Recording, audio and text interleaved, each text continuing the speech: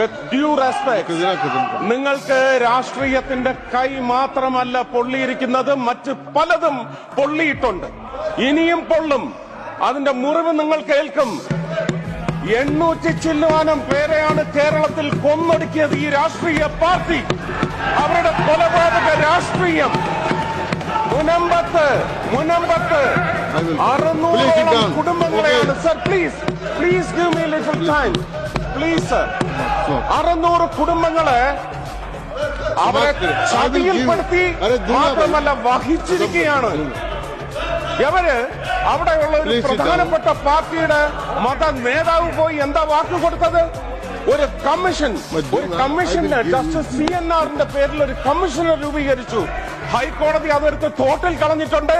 നിങ്ങൾ സൃഷ്ടിച്ച പ്രമേയം അറബിക്കടലിൽ മുക്കുകല്ല, ചവിട്ടി താഴ്ത്തിയിരിക്കും കേരളത്തിലെ ജനങ്ങൾ.